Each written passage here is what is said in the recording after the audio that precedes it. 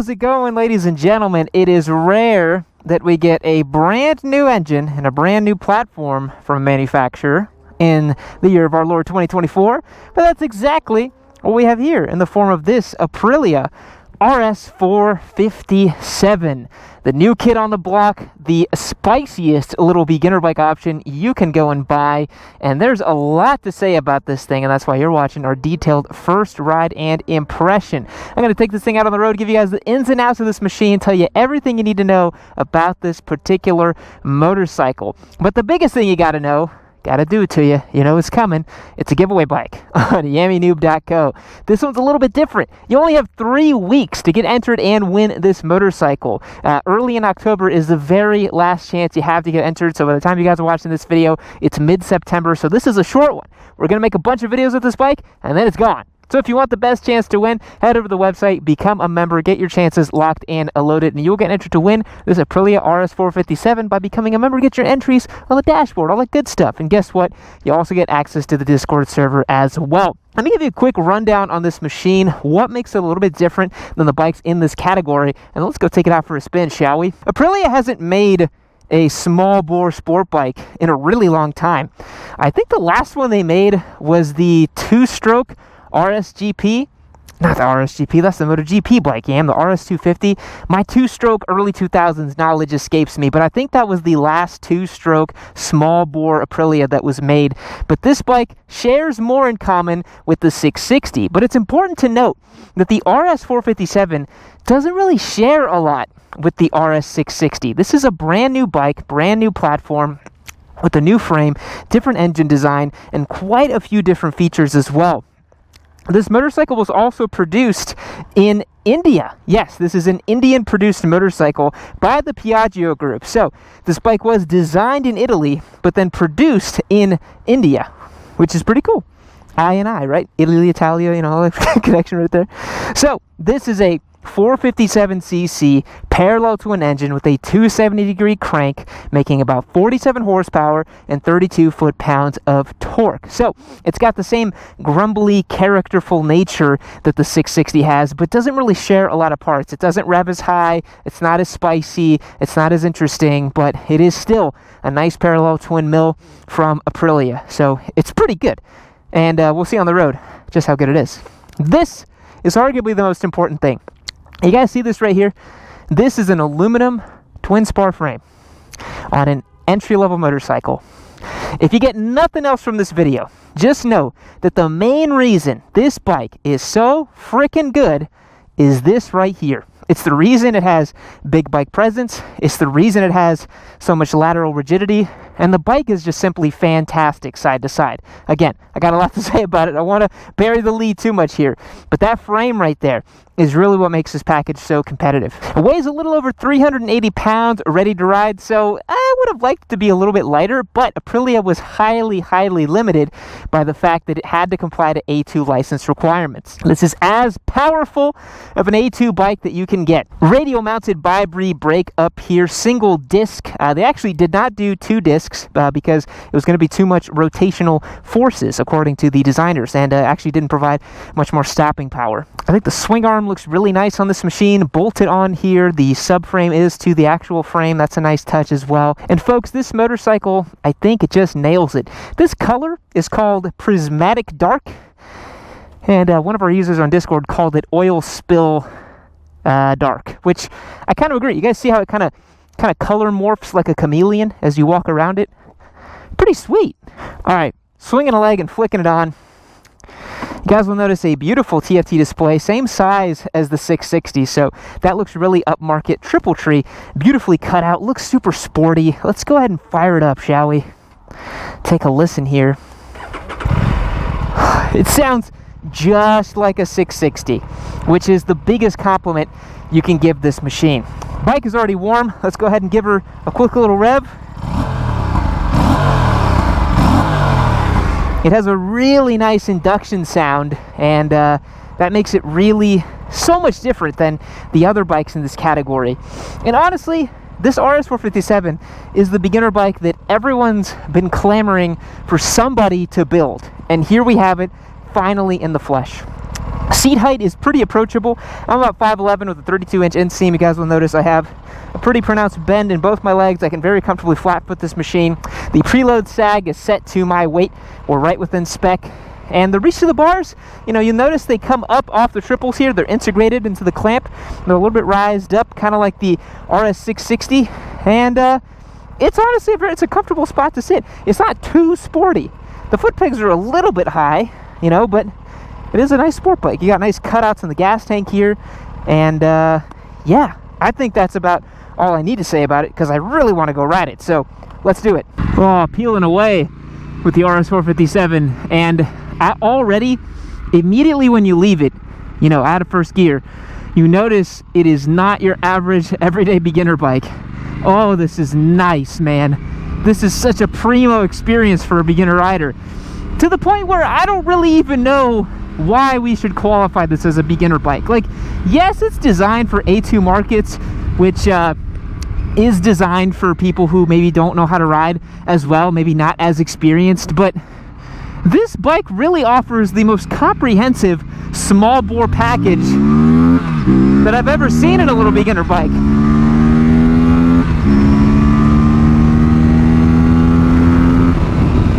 Get to freaking use the thing. Oh, let's use the brakes here. Oh, that blip sounds just like a 660. So sweet, man. So sweet.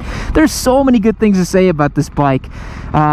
As you guys can tell, I'm a big fan. And one of the reasons I'm a big fan of this machine is that I used to endurance race in Ninja 400s. I have so much experience with Ninja 400s. I've bought pretty much every small bore beginner bike and have pretty extensive experience with it. I started on a Yamaha R3 about 10 years ago now.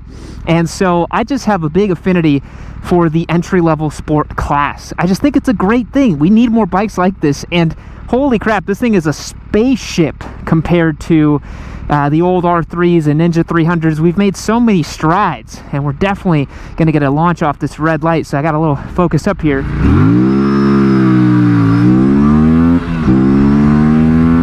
You guys will notice I don't have the quick shifter equipped on this machine, and I really wish I had, you know? It's not too much more money, but this was one of those bikes that you kind of had to buy quick, otherwise people would buy it up from you. I actually got this machine from AF1, as I mentioned in the launch video that you guys saw yesterday. MSRP for this bike is $67.99. I paid a little bit, around $8,200 for it or so, which is, you know, a lot of money for a beginner bike. And that's something we definitely have to talk about with this machine. Is it worth the price? Is it something that you have to really spend that much money on, you know? And the question is, like, how big is your bank account, right? Is your bank account to the point that, you know, $8,000 isn't going to really break the bank for you? I think very cost-conscious beginner riders should probably avoid this machine. I don't really know if it's that worth it for the price-conscious beginner to buy the RS457. Like, are you really getting so much more bike for the money? You know, at $8,200, you're talking close to an R7. You're talking close to some different motorcycles that may or may not be, you know, beginner appropriate, right? It's difficult to find a bike that's this expensive and yet still quote-unquote beginner appropriate, right? So I think this thing is a knockout hit. In terms of the competition, it's light years ahead of it because of that frame. Because it has an aluminum twin spar frame, this motorcycle is so capable, and we are working our way towards the Twisties here because I really want to ride this thing and kind of chuck it side to side. It is so light, it's so playful, it's so fun, and it's the sort of bike that you can genuinely do faster speeds on because you get to use the whole thing. It's geared really well, it's not geared super aggressively, and it just feels like it has ample power to have fun with. I talked to you guys a lot about this, where it's a lot more fun riding a slower bike fast than a fast bike slow. And this bike, it feels like you get to use so much of it, and it has big bike feel. Like, the best way I can describe the RS457 is if you basically got a RS660 and you just dialed everything down by about 40%, you know? The power, some of the handling characteristics. It really feels like you're playing a video game where you just simply took the motorcycle and made it a little bit more friendly in every way. You just dial down the stats, which is super impressive that this is an Indian-built motorcycle, down to a price, I might add. $67.99 is basically half the price of an RS660, and I don't really feel like I'm riding half the bike that an RS660 is. Now, granted, the RS660 is quite a bit more sporty. It's quite a bit more, you know, big bike feeling to it, but I'll tell you what, sitting here in the saddle, listening to this engine, I mean, listen to this thing. It honks just like the RS660, just like the Touareg 660. And it's an all-new engine platform. It's not just a RS660 that they reduced bore and stroke on. It's an all-new engine, and to have those same characteristics is really cool. And boy, this thing just coaxes you into wanting to ride it faster and faster and faster, doesn't it? You feel so much of what's going on through the chassis, and it just really reminds you that the frame is everything on a motorcycle. The frame is everything. You can get all the suspension you want, you can get all the geometry you want. It's the frame, man. Obviously the geometry is important. You don't want a chopper and pretending like it's a sport bike, but boy, it rides totally different than a Ninja 400, than even a CF Moto, a Ninja 500. I haven't ridden the 500, but I guarantee you it rides different, because the Ninja 500 shares so much with the 400. They just changed it to the 451 Eliminator long stroke 400 that they basically are running now. This is the primo experience. This is the cream of the crop, baby. If you have the means, this is the best beginner sport bike. And some of you might get mad at me for saying that, where it's like, oh, but you said the Ninja 400 is the best. Like, if you have the money, obviously this is better than a Ninja 400. This is really, really, really good. Like, this genuinely feels like a real sport bike. Like, are you kidding me? This thing is dialed in straight from the factory. It feels awesome. Just feels like I could go I could just tear up a track with this thing, dude. Bone stock. Even on these strange, like, Aprilia spec tires, I have no idea what these things are, but they grip pretty good. Up the hill, you notice that power, that kink right there. It's just like the 660. Right at about like 5,000 or 6,000, it has this noticeable little jump in power, and I really wonder if they did that on purpose so that it feels like a 660. Dude, you can just fly with this bike. You can ride this so fast. It just takes it. I literally feel like I'm on the racetrack right now. Pinned in 5th on this twisty. We'll drop it into 4th here.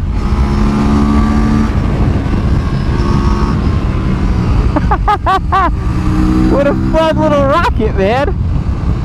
Let's keep it in 4th and see if we have torque. Oh yeah, we do. Drop it down 1. Watch that tar snake. We know this road. We know the road. What a little machine. What a ripper. Oh, it's so much fun to ride.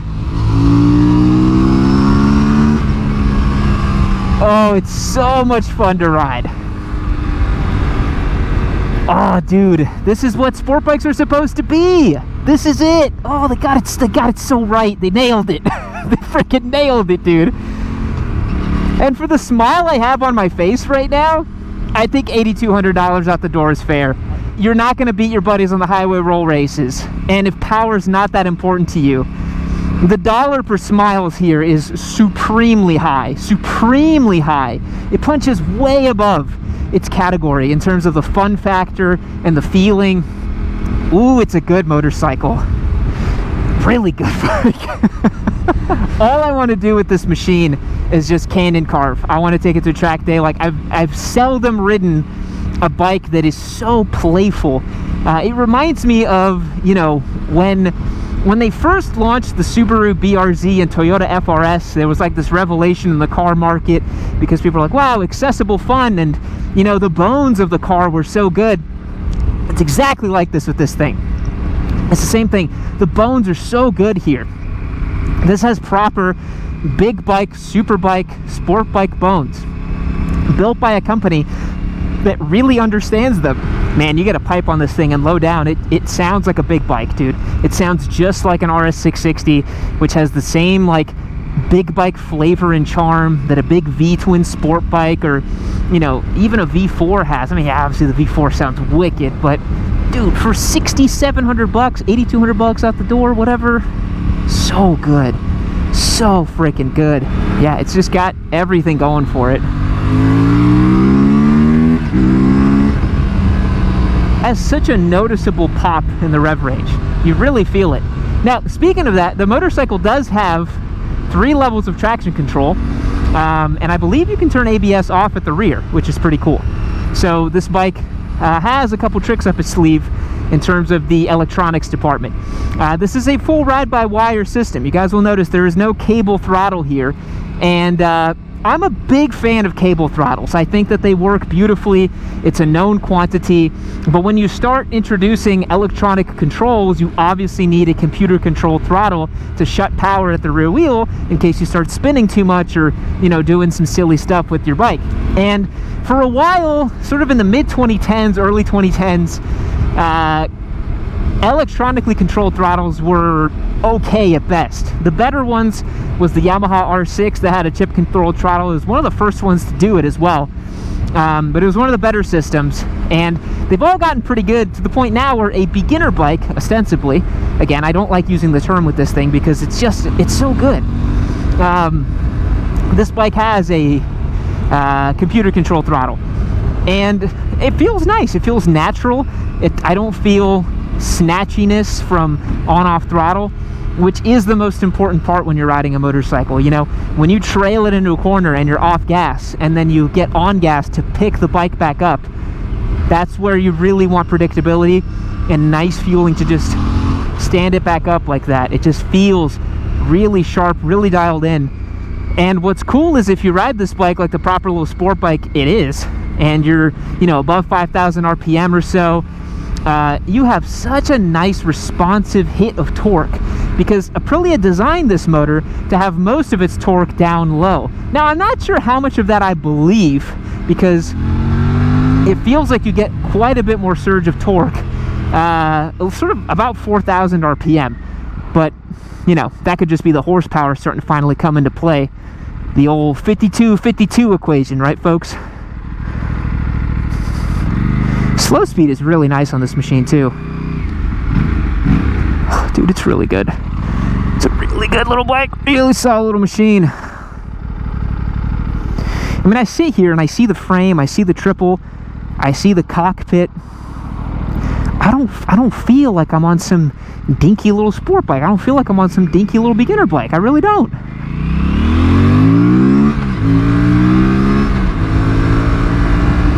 Now let's talk about the braking system a little bit, because it does have braking power, but you guys know me. Basically, every bike that I test for the channel, I always say go for a direct master cylinder. Like, if you actually care about braking performance, go for the direct master cylinder, swap out the pads, get the proper fluid, just like do the whole thing, and you'll thank me later. Because once you feel the night and day difference, you'll be like, oh, I should have spent that money instead of an exhaust.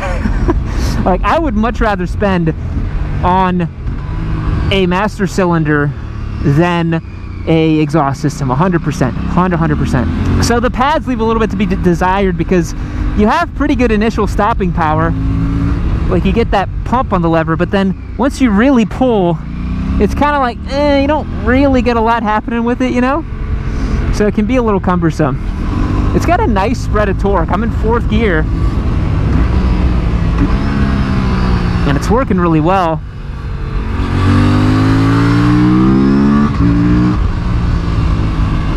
Yeah, man, you can carve a real tight line.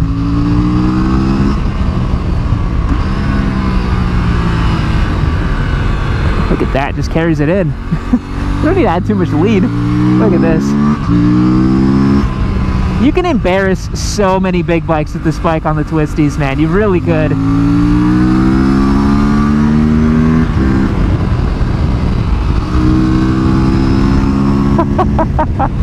Oh, I miss riding on track, baby. I gotta get out there again. This thing's awesome. This thing's freaking awesome.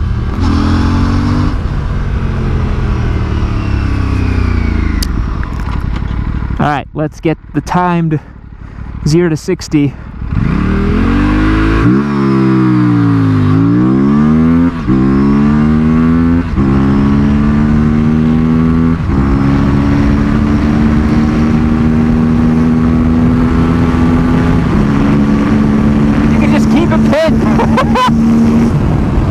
That's awesome.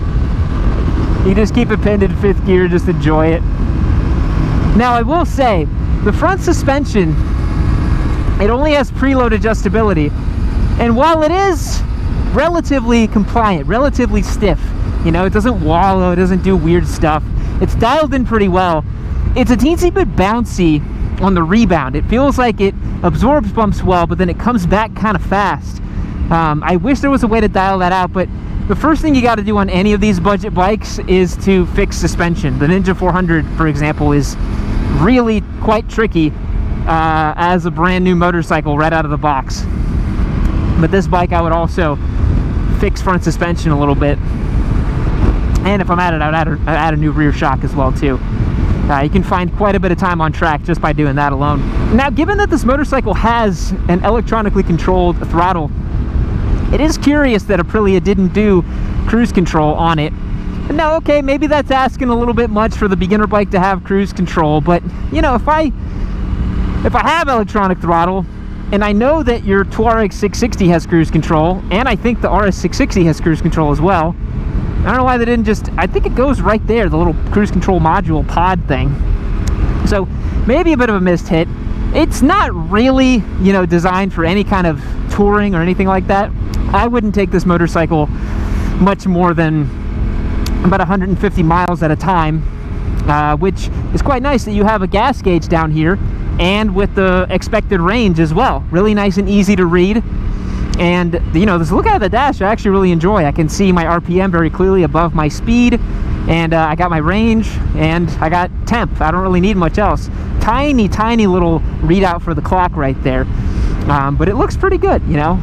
But yeah, it's not a bike that I would, you know, go crush 200-300 miles with. The seat is obviously, it's very stiff, very sport oriented, and it's not a bike that you'd want to go and spend a ton of time on the road with. You know, you could do it if you're a masochist. I've seen people take, you know, Honda CRF 250Ls for 1,000 miles. I mean, you can ride a bicycle for, you know, God knows how long. I forget what the record is for endurance, but you guys get what I'm saying, right? Like, it's definitely not designed to do that. And it's also not really easy to do that with it either. It doesn't have luggage loops in the rear seat. It doesn't have cruise control. It's a little bit small and dinky, right, for the highway, because I know a lot of you people care about that. It'll happily do highway speeds. This thing probably has, if I were to guess, a top speed of about 120 something, if we're being generous. Maybe 122, something like that, I would guess. But it's fascinating what this motorcycle could compete against theoretically. I think in terms of pure price, it obviously competes against, you know, the Ninja 500 and the CF Moto. And honestly, if you're gonna spend like 8 grand on a Ninja 500, oh my God, get yourself an RS457. This is a ridiculously good bike in this category. And there's virtually no reason to get a CF Moto 450 if the RS457 exists. And if you're willing to gamble on Chinese build quality and reliability, you might as well gamble on Italian build quality and reliability, because I bet you the Italians would do it better than the Chinese, honestly. I'd prefer you'd get a Japanese bike for your first anyways, but I think that if you're, again, gonna gamble on that reliability, you might as well gamble on the company that's been riding in racing for a very long time, like Aprilia. If you guys don't know, the reason they have this little 54 sticker on here is because Aprilia has a very storied history in Grand Prix motorcycle racing, specifically two-strokes in the 250cc category. They used to mop up shop, baby. Let's check the slow speed manners on the RS457. Now, sport bikes are usually kind of difficult to do slow speed stuff with because you got very low clip-ons. And with the RS457, it's similar, right? It's not as easy to do it with, like, you know, a big dual sport or something like that. The lock-to-lock is relatively generous, but overall, I think because the clip-ons are slightly raised, you can actually get pretty good angle on this thing and ride it slow pretty good, honestly. It does the job.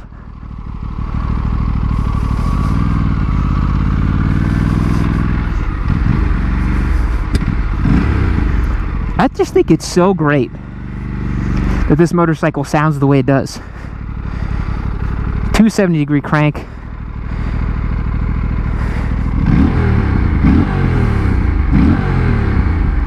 The display's kind of laggy. You guys see that?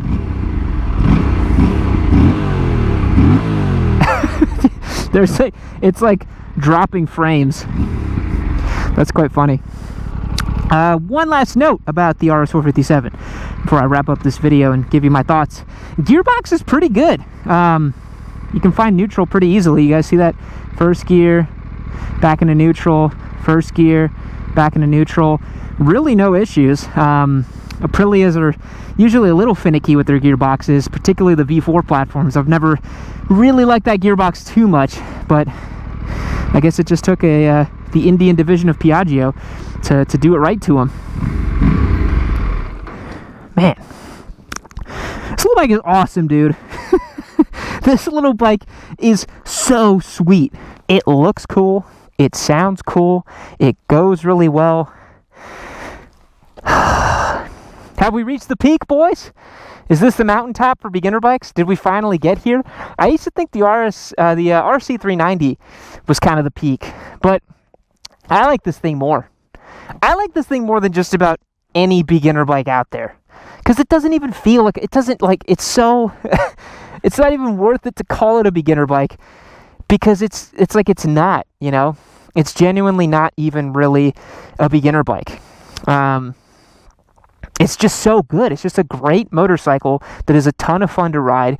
And I think that if you have the means to pick one up and you're willing to do so as a beginner, I don't see why not. You know, we talk a lot about bikes you can grow into, you know, this sort of thing. People go and buy 600s because they're like, I'm going to grow into it. This is genuinely the bike you're going to grow into. This is the bike that you are going to take and spend time with, grow with, take this thing on track.